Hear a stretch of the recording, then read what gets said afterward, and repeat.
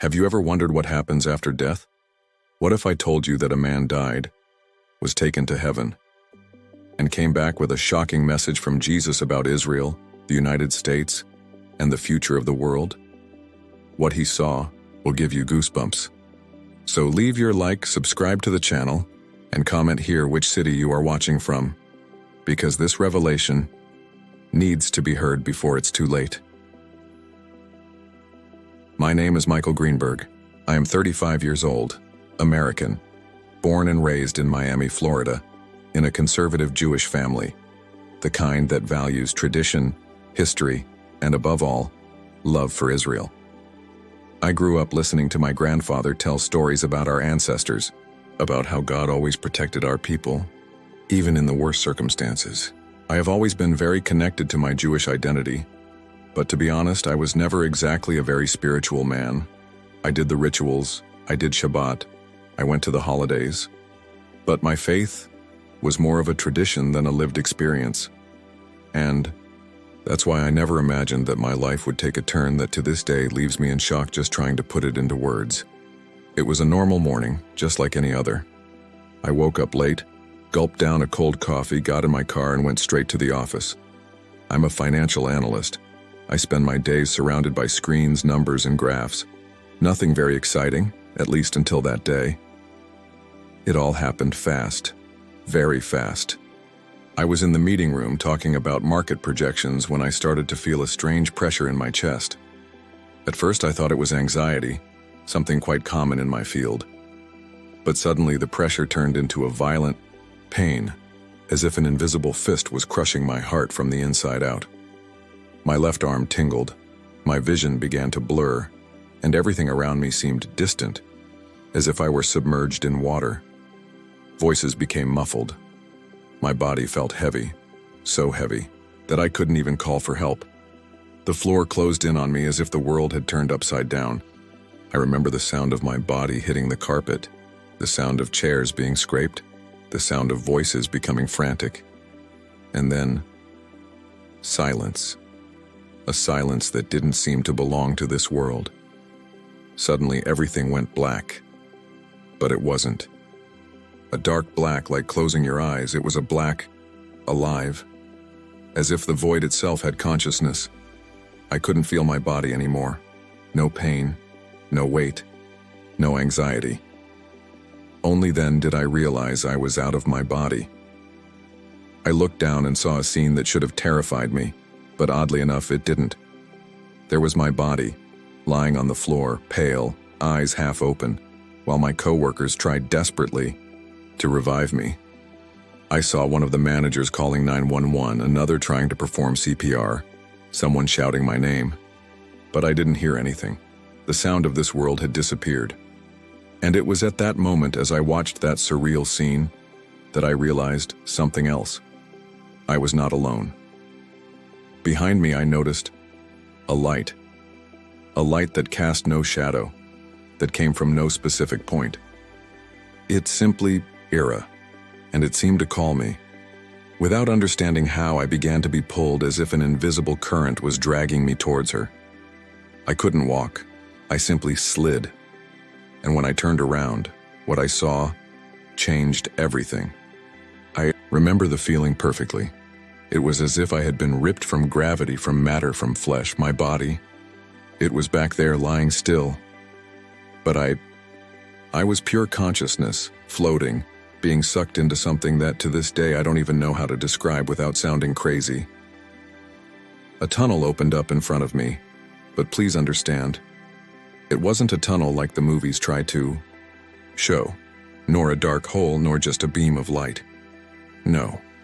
It was as if the universe itself had folded in on itself, creating a passage made of living light. That light. It didn't just illuminate. He sang.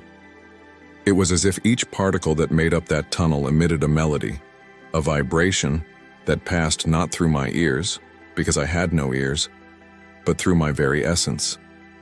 It was love. It was truth. It was something so pure that my first impulse was to cry. But how? I had no eyes. I had no face. And yet, I cried inside. The closer I got, the more I realized that that light was not just a light. It was a presence, a consciousness. Someone was waiting for me. And then, there at the end, I saw it. A figure. A man. Tall. Dressed in something that seemed to be made of light itself. His face, it's impossible to explain. It wasn't just a face. It was as if, when I looked at him, I saw stars, galaxies, memories, love, pain, redemption. Everything was in his eyes. When he looked at me, my entire being trembled. Not from fear, but from something that only those who have been outside of this world can understand. The absolute certainty that you are in front of someone who knows you better than you will ever know yourself. He smiled, a smile that was out of this world, and then he said my name, Michael. When I heard it, I almost disintegrated, because at that exact moment, an avalanche of memories came over me. Moments from my childhood when I almost drowned and was saved without knowing how. That time when I was 17, when the car skidded in the rain and I was inches away from dying. Small situations in which I escaped death without explanation. He was there. He always was. I didn't speak with my mouth because I didn't have one. But my thoughts were screams, and the question came out, almost without control. But I'm Jewish. Why am I seeing you? And at that moment, he laughs. Not a mocking laugh. It was a laugh of love, of tenderness, of someone who looks at a child and says, "Do you really think I loved you less because of that?" And then he replied in a voice that seemed to carry the sound of the universe itself, "Michael, I've always been with you, and with my people, always." The impact of those words, I swear, it was like my soul was shattered into 1,000 pieces and at the same time rebuilt into a version I didn't even know existed. "Come, I need to show you something." And the next moment the garden was gone, the ground was gone, and I was flying over the earth. Suddenly, as if we had crossed an entire dimension in the blink of an eye, I was floating above the earth. No, that's not a metaphor. I literally saw the entire planet below me. The clouds moving, the oceans shimmering as if they were made of liquid glass. But in the center of my vision, she was. Israel. Small, almost minuscule on the world map, but shone as if it were the heart of the earth itself. A pulsating, vibrant, living light. As if that piece of land was more than geography. It was a spiritual portal, a sacred code, something that somehow sustained all existence. Beside me, Jesus remained silent for a few seconds, looking deeply at that land, with a look that mixed love, pain, and a concern that I never imagined seeing in the eyes of the Messiah himself. Suddenly, his voice broke the silence. "Look closely, Michael, and never forget what you are about to see." And then, everything changed. That beautiful light that came from Israel began to turn off, as if an invisible hand was smothering the flame. In place of light, black clouds, thick, swirling. And then I saw armies. Yes, real armies. Tanks, missiles, planes, marching soldiers. They surrounded Israel like predators surround their prey, their faces, and carried hatred. A hatred that was not just political. It was spiritual. It was supernatural. "They come," said Jesus, with a sadness that seemed to shatter heaven itself. "They come because they believe that if they destroy my people, they will defeat me." I was shaking. I wanted to scream. I wanted to say no, that this couldn't be happening, that Israel's allies, its friends, its protectors, that they wouldn't allow it. But before I could say anything, Jesus turned to me and said in a voice that seemed to make the entire universe vibrate, "Those who promised will betray. In the hour of darkness, many will turn away. Leaders who smile on Israel today will turn their backs. Then I saw scenes that chilled me to the core. Meeting rooms, agreements being torn up, documents being crumpled, emissaries from nations simply abandoning Israel. And when I looked up to heaven, I saw that over Jerusalem, a spiritual storm was beginning to form. But it wasn't just physical. It was something bigger, something invisible to human eyes but completely palpable in that dimension. I saw creatures, shapes, shadow moving. "The world will turn against my people," said Jesus, as a tear ran from his eyes. A tear that, as it touched space, seemed to turn into pure light. But even in the midst of betrayal, I will not abandon them. And it was then that, without me being able to expect it, he turned me to another point. A huge country, hectic, chaotic. The United States of America, and what I saw made my heart stop, even though I was already dead. When my spiritual eyes turned to the United States, I felt a tightness in my chest, if I even had a chest left in that state. What I saw, it no longer felt like the America I knew. The sky over the country was grayish, heavy, loaded. I saw crowds in the streets shouting, fighting, dividing. Flags were burning, signs with hateful words, people beating each other, brothers against brothers, groups attacking each other, not only physically, but spiritually. And then, the US flag. Torn, stained, faded. It was trembling, but it felt like it could fall at any moment. Suddenly, in the middle of a gigantic square, in the center of that chaos, I saw him. A man, blonde hair, hard expression, tense face, but firm, unshakable. Era Donald Trump. And before any judgment or thought could take over my mind, Jesus looked straight into my eyes and said, "Look closely. This man is not a king. He is not a prophet, and he is far, far from perfect." But his voice grew stronger, was raised up for a reason that even he himself does not fully understand. When the mighty turn their backs on Israel, he will not bow down. My spiritual heart almost exploded, because everything in me wanted to question. But him? Him? So many faults, so many harsh words. How? And Jesus answered before. I even asked, "I do not choose as men choose. I look at the heart. And when the whole world has arrayed its forces against Israel, this man will stand. Not because he is righteous, not because he is holy, but because he has been set apart for this hour." At that moment, I saw images that left me in shock. Secret meetings, councils of global leaders, strategies being drawn up. I saw nations pressuring, threatening, coercing, and I saw Trump banging on the table, refusing, saying no, while everyone around him looked at him with contempt, anger, and even disgust. And Jesus added, looking at me with an expression that seemed to mix pain and hope. He doesn't fully understand why, but in the time of betrayal, he will be a wall. An imperfect wall, yes, but a wall. Suddenly I saw that his resistance did not come without a price. I saw persecution, I saw newspaper headlines, I saw his name being ridiculed, mocked, destroyed. I saw advisors walking away, former allies stabbing him in the back. But still, he did not give in. And then Jesus said something that I will never forget, not even the day I die again. Tell the world that when the last of the allies betrays Israel, the one they least expected will be the last one standing. At that moment, the scene began to spin, as if space-time itself was tearing apart, and Jesus grabbed my shoulder firmly.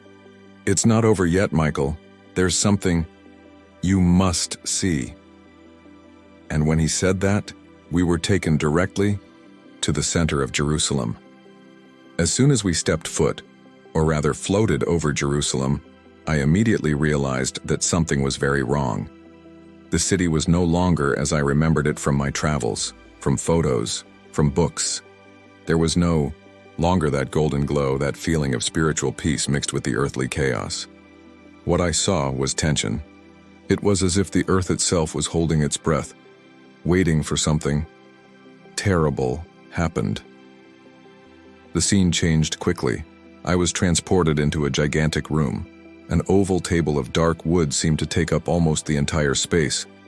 Around it sat the most powerful men in the world: presidents, prime ministers, heads of state, leaders of international organizations. Some of the faces I recognized, others I didn't, but they all wore heavy, serious, somber expressions. In the center of the table, the Prime Minister of Israel.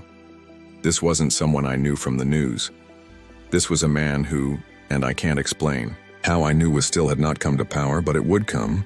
His expression cut to my soul. Hunched shoulders, dark circles under his eyes, sweat on his forehead. His eyes carried the weight of a decision that could change all.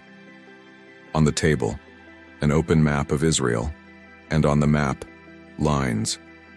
Red lines, traces, delimitations, fences, walls. They were negotiating the division of the land. Jesus squeezed my shoulders so tightly that even in that spiritual state, I felt a heat that felt like fire and water at the same time pass through my soul. And with the most serious voice I have heard in this entire experience, he said, "Listen to this, Michael. Engrave this on your soul." Then one of the leaders knocked on the table and said, "For there to be peace, it is necessary to divide Jerusalem, and part of the land must be given up. This is non-negotiable." The Prime Minister stared at that map as if he were staring into the abyss itself. His hands were shaking, his eyes were red, and I realized he knew. He knew that if he signed that, he wouldn't just be signing an agreement, he would be violating something sacred. Then Jesus, with tears in his eyes, tears of light which when falling to the spiritual ground transformed into small rays of energy, whispered to me, "They want to divide what I have made whole. But there is no peace in tearing apart what I have built as one." At this moment, an indescribable pressure took over that place. It was as if angels and demons were watching, waiting, holding the breath of the entire cosmos. The Prime Minister put his hands to his face. He was crying, and then I saw something that chilled me to the bone. The spiritual advisors, yes, there were invisible forces there, whispered in his ears. On one side, voices said, "Give in, grant peace, save your people now." From another, a firmer, stronger voice, almost drowned out by the noise, said, "Trust in me, do not give away what is mine." And then Jesus leaned close to my ear and said something that made my soul tremble. "Michael, if he chooses fear, the whole world will be in a pain it has never known. But if he chooses faith, all heaven will move in favor of Israel." At that moment, the scene began to shake.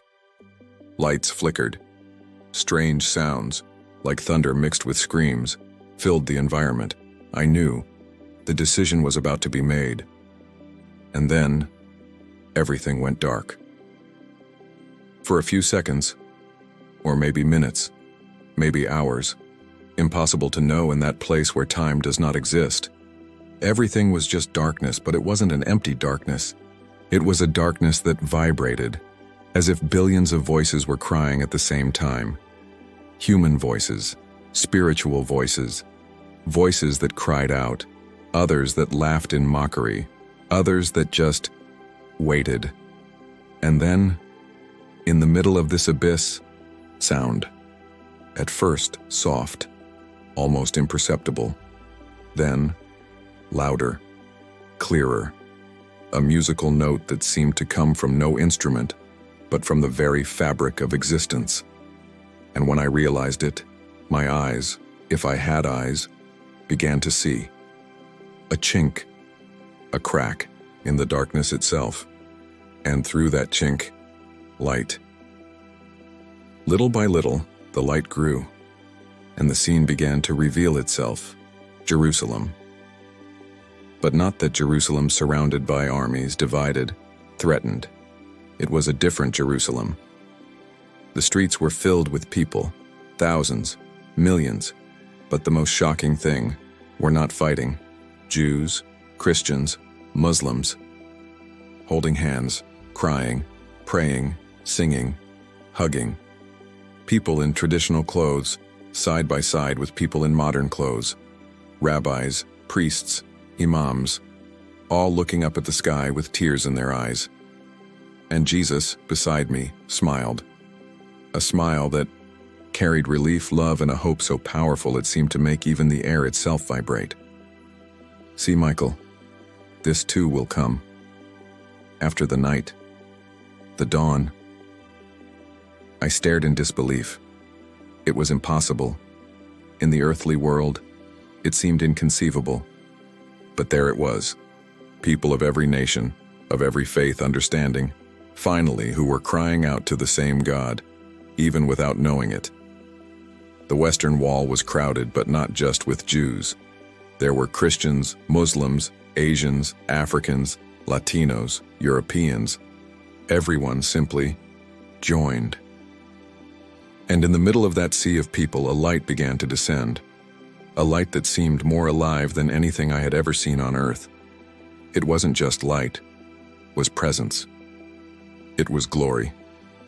Jesus then placed his hand on my shoulder and said, "When men understand that what divides them is not the heavens but themselves, then they will see that in the end, everyone was looking for me, even without knowing the name." And he finished, looking at me straight in the eyes. After betrayal will come awakening, after fear, faith, and after pain, unity. I didn't know whether to cry, smile, or fall to my knees. My entire spirit seemed to tremble, because deep down I knew that what I was seeing was not just a possibility, it was a promise. But before I could ask anything, Jesus became serious. His gaze changed. His voice became firm, as if he was about to tell me something that weighed even on heaven itself. But before that, something needs to happen, and you need to be prepared for what you're about to hear. The scenery began to fade once more. The sky seemed to open up. The stars twinkled like signs, and I knew what was coming now would change everything. The scenery seemed to disappear like smoke carried by the wind. Everything was suspended. No earth, no sky, no time, just me and him. Jesus looked at me, and that tender smile full of love, it disappeared. In its place was an expression so serious, so heavy, that it seemed as if even the stars around us had stopped shining. "Michael," he said, and his voice was no longer shaking with emotion. It was shaking with urgency, of authority, of something irrevocable. "Listen, record, and speak, because few are listening, and time is running out." At that moment, something began to form before us, as if a gigantic hourglass made of light and fire appeared in space. The sand was running, but there was almost nothing left at the top. The clock in heaven was almost at zero. And then Jesus looked deep into my eyes and said words that made my entire soul want to run away and at the same time never look anywhere else. "I will not come back as a baby, as a lamb. My next coming will be as a king and as a judge, and those who rise up against Israel will rise up against me." At that moment, I saw scenes that made me tremble like never before. Wars, bombs, broken agreements, whole nations crying out for peace, but building hatred. I saw leaders being toppled, others being raised up, not by votes, not by merit, but by pure spiritual permission. I saw the map of the world shaking, as if it were being shaken by invisible hands. And in the center, Jerusalem, surrounded, pressured, betrayed. Jesus squeezed my shoulder even tighter and said, "Most are not prepared for what is coming. Many sleep, others scoff, and others simply ignore." Then he pointed to a specific spot over Israel, and as if a dimensional window opened, I saw a man, the leader of Israel, the same one who was in the negotiating room. He was alone, on his knees, crying, in front of the wailing wall, and all around him, shadows, trying to suffocate him, push him away, make him give in. Jesus then said, almost in a lamenting tone, "This man will have before him the most difficult decision in the recent history of the world, and when the weight of threat, of war, of economics, of global pressure is upon his shoulders, he will have two choices, fear or faith. If he chooses fear, he will see things no generation before him has witnessed. But if he chooses faith, then the heavens will open, and what men say is impossible, I will make possible." And then he finished, looking directly at me, as if each syllable was fire burning inside my spirit. "Say it, Michael. Shout it, for I am coming, and whoever is not awake will be taken by surprise. As the lightning comes from the east and flashes to the west, so will my coming be." The entire space began to vibrate. Spiritual thunder. Sounds that did not exist on Earth. It was as if the cosmos itself responded to his words. And then, his hand reached my chest, and when it touched, I felt like fire and water were piercing my soul, filling me with something so powerful that words cannot explain it. "It's coming, Michael, and you need to tell it." The scenery began to shake as if I was being sucked back in, but it wasn't over yet. There was more. Something he still needed to show me. When Jesus' hand touched my chest, it was not just a touch. It was as if the very center of the universe exploded inside me. It was fire, but it didn't burn. It was water, but it didn't get wet. It was electricity, but it didn't give a shock. Era. Life. Life more real than anything I have ever felt. In the physical world, I felt every piece of my existence being filled as if all the cracks, the wounds, the insecurities, the traumas were being filled by something that has no name in the language of men. And then he spoke, not with just any voice, but with a voice that seemed to be made of thunder, and at the same time, of a whisper that only the soul can hear. "Michael, your mission begins now." My spirit trembled. I felt like my entire being was being marked, sealed, engraved with something eternal, something that would never let myself be the same again. "You will come back," he said, looking deeply into my eyes with a seriousness that crushed me and at the same time lifted me up. "And when you wake up, you will tell exactly what you saw, without fear, without silence, because there are millions who are still sleeping, and they need to know that I am at the door." I started to cry, if it is possible to cry without a body, and said without needing words, just with my thoughts, "But I don't want to go back. This is home. This is peace. I am complete." He placed both hands on my shoulders, and in that touch, I felt everything. I felt the sufferings of generations. I felt the cries of millions of Jews, Christians, Muslims, atheists, lost people, desperate people, broken people. I felt his love for each one of them. And then he answered me, looking straight into what I didn't even know existed within me. "I know you want to stay, but you're not meant to be here. Not yet. Your family needs you. Your people need you.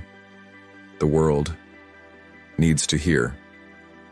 Suddenly, he brought his face closer to mine, held my chin with a delicacy that seemed to contain all the strength of the cosmos, and said, in a lower tone, but which reverberated like thunder within my spirit, "Michael, tell them that I am coming, no longer as a baby, but as a king and as a judge."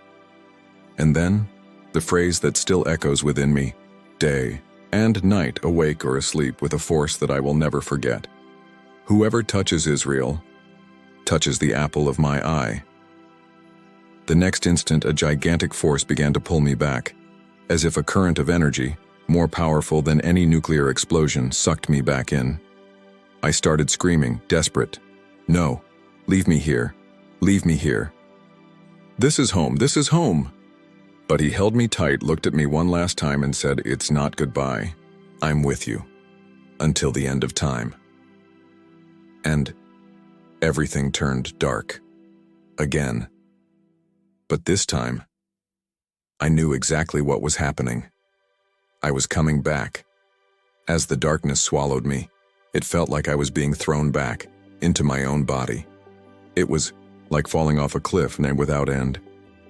The light faded, the heavenly voices faded, and suddenly, pain. A pain so absurd, so intense, that it felt like every cell in my body was screaming. My lungs burned as if I was inhaling fire. My chest felt crushed, as if someone was punching my heart over, and then, I am. We have a pulse. We have a pulse. He's back. He's breathing.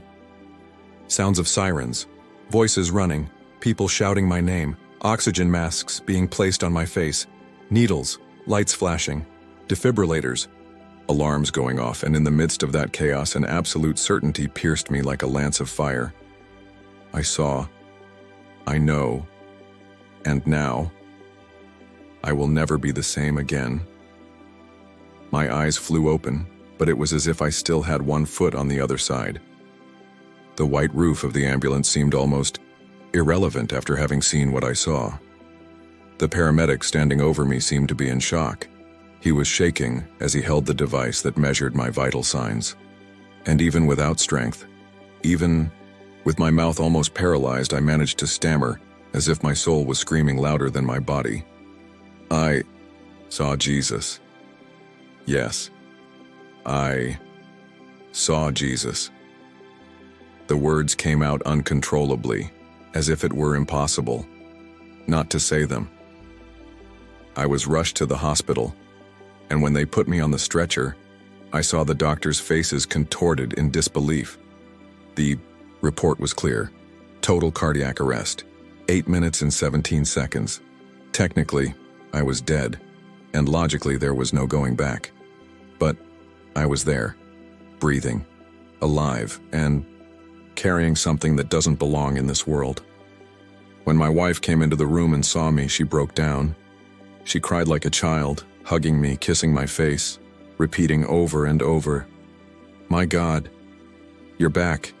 You're back. You couldn't have come back." I tried to speak, but I couldn't. My body was exhausted, destroyed, but my mind, my soul, were burning with the responsibility of what I had seen, of what I needed to say. Nurses whispered in the hallway. Doctors looked at each other, shaking their heads, not understanding how, clinically, I was alive. But I knew. I knew exactly why. Because what I had seen wasn't just for me. It was for my wife, for my family, for Israel, for the United States, for the whole world. The clock in the sky is almost zeroing. And me? I was brought back to warn. The days that followed were surreal. I was lying in a hospital bed with tubes, wires, monitors beeping, doctors coming in and out, trying to understand what was simply. There was no explanation. But while I struggled to recover, my spirit wouldn't turn off. The images, the words, the presence, everything was still in me, like fire burning in the bone. At night, when the hospital was silent, I would stare at the ceiling, reliving every second of what I had experienced on the other side. And the only thing that kept going through my head was, I didn't come back by chance. I'm not here just to survive. I came back with a mission. And this mission, this is the one here, the one you're listening to right now. If you think it's a coincidence that you came across this video, if you think you clicked on it by chance, if you think you were just curious, know this: You were called to hear this, and this is no joke. I am not a pastor. I am not a rabbi. I am not a missionary. I am just a Jew who died, who saw Jesus, and who came back with a clear, direct, non-negotiable message. He is coming, and whoever touches Israel will touch the apple of his eye. The time of great betrayal is at hand. Nations that swore to protect Israel will turn their backs. Leaders who today call themselves allies will betray. And when that happens, know that the clock in heaven has reset. But I also saw hope. I saw that after the darkness, there will come an awakening. When all seems lost, when the whole world tries to divide Jerusalem, when armies line up against Israel, the sky will intervene. And I saw, with these spiritual eyes, the King of Kings himself coming down, no longer as a lamb, no longer as a baby, but as a lion, as a judge, as a king. He told me to let you know. And that's what I'm doing now here, looking at this camera, looking into your eyes. You need to choose. Because what I saw has already begun. The pieces are already on the board. The storm is forming. And those who think they can play at being God, they will find out in the worst possible way who really rules this world. If you've listened this far, it wasn't luck. He was called. So, don't ignore it. The Messiah is coming. He is at the door. And the question that has been echoing inside me since that day is the same one I ask you now. Whose side will you be on when the sky opens? If you liked this beautiful spiritual testimony, leave a like, comment your impressions, subscribe to the channel, and don't forget to activate the notification bell to watch each new video and help us spread this message to a greater number of people. Until next time.